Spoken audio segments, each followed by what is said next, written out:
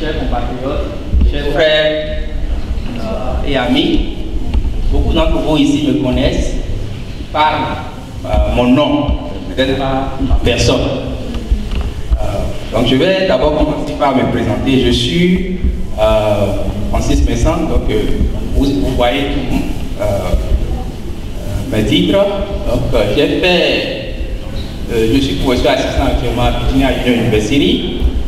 Après avoir été lecteur à Howard University pendant 6 ans, où j'ai fait aussi mon PhD. Mais avant de venir ici, j'avais fait tout mon parcours au Bénin. Parcours excellent. J'ai eu de très bons enseignants.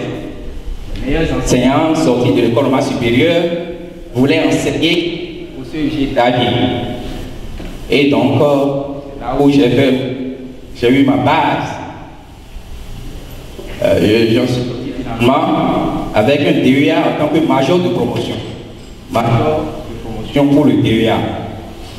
Et une promotion de 14 personnes, dont 7 personnes n'ont pas pu. On était 7 à finir. Je suis de la promotion des gens comme les gens Bolu Benou, qui est aujourd'hui le doyen de la faculté des sciences de Bakou. Je suis de la promotion des gens qui sont finalement devenus des chefs de département. Et je ne vais pas appeler le nom de tout le monde. Et je suis de cette génération qui a bénéficié du PRPB. Le PRPB n'est pas totalement mauvais. Donc je ne suis pas de parents riches, mais je me suis très attaché aux études depuis ma prime enfance, où j'ai toujours été le meilleur de ma classe, l'un des meilleurs de ma classe. J'ai fini par soutenir un doctorat unique à l'université d'Abomey-Calavi devant un jury international, présidé par le professeur Ibi. Et après ça, j'ai cherché à quitter le Bénin. Mais avant de quitter le Bénin, j'ai enseigné dans plusieurs écoles. J'ai enseigné au Sainte Rita, où j'ai fait ma pratique de l'école normale supérieure. J'étais aussi élève de l'école normale supérieure, ancienne formule. Donc, je ne dis pas la nouvelle formule. Merci. Pas bien bébé. Bien. Donc j'ai enseigné au collège de l'Union, au collège Saint-Jean-Baptiste de la Salle, à l'école française Germaine de Denise, et puis j'ai enseigné aussi au CSP. Le CSP ex-collège protestant, et aussi le CSP privé, n'est-ce pas, lorsque le PRPB a fini par donner toutes ces écoles à l'église catholique. J'ai enseigné là aussi. J'ai des étudiants qui sont aujourd'hui des docteurs, et je ne vais pas oublier, j'ai enseigné aussi au CGATB dans le Mono. Après, je suis reparti à Bordeaux, où j'ai enseigné au lycée Toufa pendant 2 ans. C'est là d'ailleurs, donc j'ai initié un certain nombre de projets qui verront le jour plus tard. Je suis reparti dans mon CEG initial. C'est toujours bon de redonner à son institution initiale. Nous n'avons pas cette habitude. Mais il faut que chaque Béninois et chaque Béninoise essaye de comprendre qu'à la fin, nous devons donner. C'est une bonne chose de redonner, de donner justement donc, à ces institutions-là. Je suis reparti enseigner encore au CEG d'Ali, où j'avais eu j'ai enseigné la première. Mon professeur de physique, le professeur Adjibade était là. Lui, il enseignait la terminale. C'est j'enseignais la première C. J'ai eu 4 étudiants dans cette salle qui auront une mention l'année suivante. Ce qui m'a fait beaucoup plaisir par la suite. Donc ce n'est qu'après ça, j'ai quitté le Bénin, je suis allé au Gabon. J'essaye seulement de vous expliquer mon parcours, que vous puissiez savoir donc, que je suis passé par un certain nombre d'étapes, c'est-à-dire un certain nombre d'expériences. Je suis allé au Gabon, où j'ai passé 2 ans au lycée d'État de Ponty en tant que professeur, 2 ans au lycée d'État de Tchibanga. Puis après, je suis venu au lycée national Léon-Bas. C'est du lycée national Léon-Bas que je suis venu aux États-Unis ici. Et quand je suis venu, j'ai dit, moi, j'irai à l'école américaine. J'ai fait le parcours à l'école française, donc j'irai à l'école américaine. J'ai bien entendu prié pour ça, mais je voulais ça. Je ne voulais pas quelque chose d'autre qui va me départir de cette voie. J'ai beaucoup d'amis qui me conseillent d'autres choses, mais j'ai dit non, je vais aller dans ce domaine-là. Et j'ai tout fait, j'ai fait tout le nécessaire. J'ai fini par obtenir une inscription et puis l'aide financière. Et j'ai soutenu le PhD. Alors, si vous avez des questions pertinentes, eh bien, vous pouvez les poser. N'importe quelle question. Dans le domaine de l'éducation, c'est mon domaine.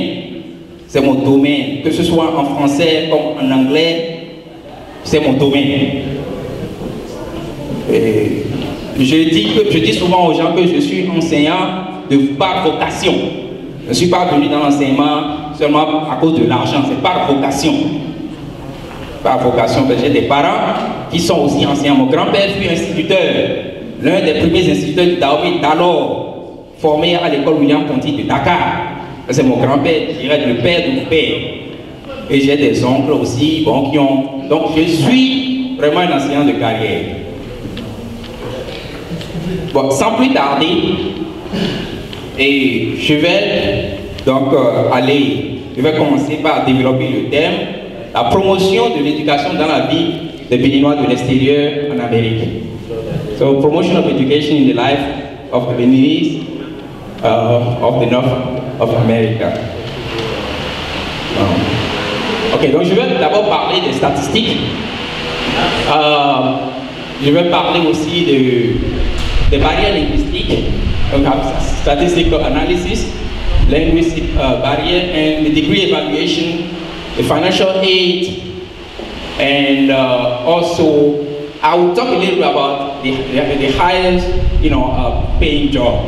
Et so, excusez-moi, je parlerai les deux langues, je parlerai l'anglais, je parlerai aussi le français. Parce que nous avons ici des enfants.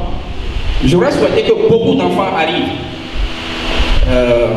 à des conférences du genre pour comprendre et donc et pour savoir ce qu'il faut faire. En matière de statistiques, je ne sais pas si vous pouvez éteindre légèrement.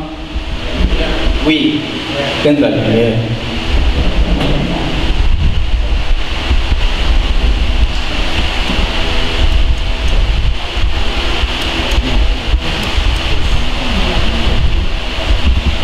Alors, si vous regardez bien, cette statistique qui vient de Pew Research Center montre que depuis 1965 jusqu'en 2013, regardez depuis 1965 jusqu'en 2013, regardez bien ceux qui ont le diplôme de high school, le salaire qu'ils gagnent aux États-Unis ici, voici le pointeur marche. Donc le salaire qu'ils gagnent, c'est ça, je parle de cette groupe-là, le salaire qu'ils gagnent aux États-Unis ici, depuis 1965 jusqu'en 2013, vous voyez que le salaire a diminué de 31 364 par an. Ce salaire est allé à 28 000, je crois, de 28 000 en 2013. Donc le salaire a sensiblement diminué. Et si vous regardez aussi la courbe, la deuxième courbe, la courbe qui suit, c'est la courbe de ceux qui ont 2 years degree, some college degree. C'est-à-dire que c'est ceux qui ont genre associé degree, qui correspond un peu au BTS. Je peux dire que ça correspond au BTS au Bénin. Donc leur salaire s'est passé de 33 655 avec une légère augmentation, puis une diminution sensible à 30 000. Donc une diminution de 3 000 par an. Donc c'est très important. Par contre, ceux qui ont par contre, la courbe qui suit ça,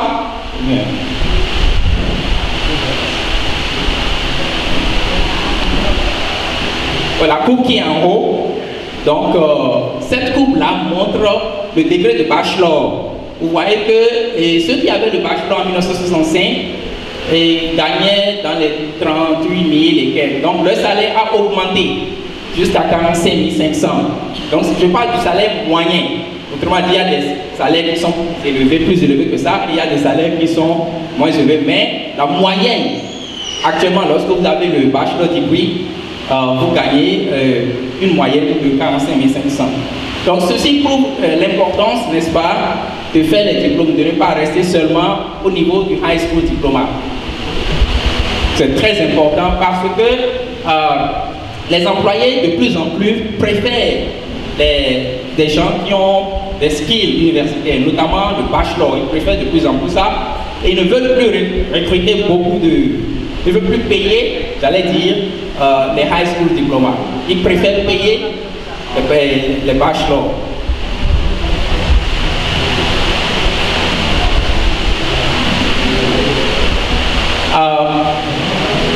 Je ne sais pas si vous avez des questions par rapport au slide précédent. S'il n'y a pas de questions, je voulais rapidement parler et vous montrer encore une autre statistique. Donc voilà une autre statistique qui montre le salaire gagné sur pendant toute votre vie. Vous voyez ceux qui ont les high school dropout, autrement dit ceux qui ont abandonné le high school et qui n'ont pas pu avoir le diplôme de high school diplôme, eh bien, leur salaire pendant toute leur vie, ce serait 1 198 000 à peu près. Mais vous voyez que le salaire augmente au fur et à mesure que votre degré, votre diplôme justement augmente. Autrement dit, vous voyez que le bachelor, la différence entre le bachelor qui gagne 3 380 000 par rapport à celui qui a par exemple le high school diploma. Donc ça fait à peu près le double. Donc le bachelor gagne, pendant toute sa vie, gagnera le double de ce que quelqu'un qui a par exemple le high school diploma gagnera. Donc c'est important aujourd'hui de tout faire pour avoir au moins le bachelor. Lorsque vous allez au master, le salaire augmente jusqu'à 3 800 000. Et puis maintenant, il y a le professional degree et puis le PhD. Donc les salaires augmentent considérablement. Donc par rapport à la vie d'aujourd'hui, c'est très important de faire les études, très important, notamment les études universitaires. Questions? Il y a des questions? Questions, ok. Donc, et on continue.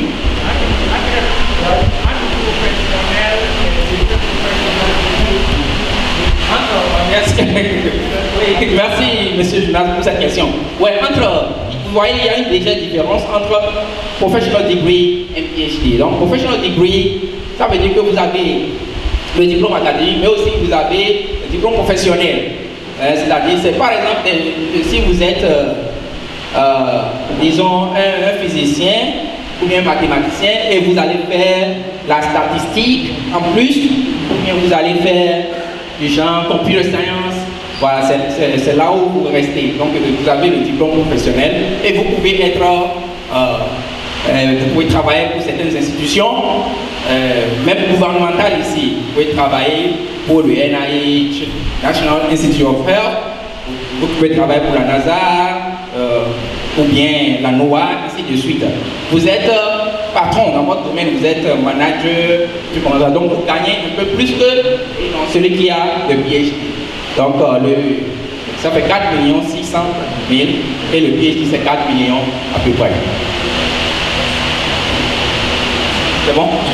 D'accord. Ensuite, cette coupe-là, j'étais à une conférence la dernière donnée à mon université. Lorsque nous avons fini avec la graduation, on faisait ce qu'on appelle ici les post-school conferences.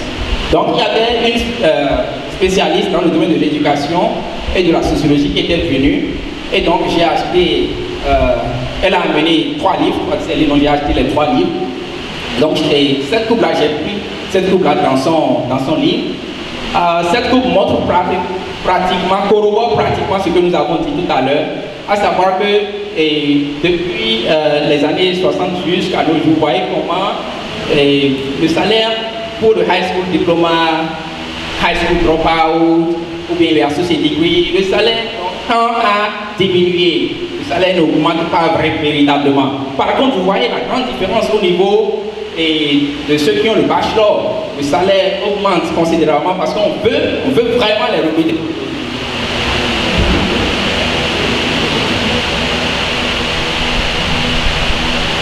La suite.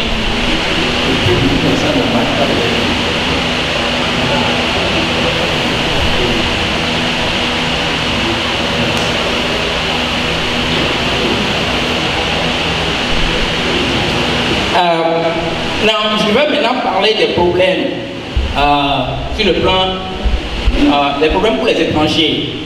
Okay, I will try to talk now about problems we encounter most of the time when we come to the United States of America. You can see we have linguistic barrier. Somebody was talking about that linguistic barrier and the degree of we have it is very important. We have a problem with the fact that Benin is not bilingual. We don't speak both English and French. Even the English that we learn in school is not really the English they speak here. It's the British English, and the way that English is taught in Benin does not really help you to come here and be ready to go to school. You definitely have to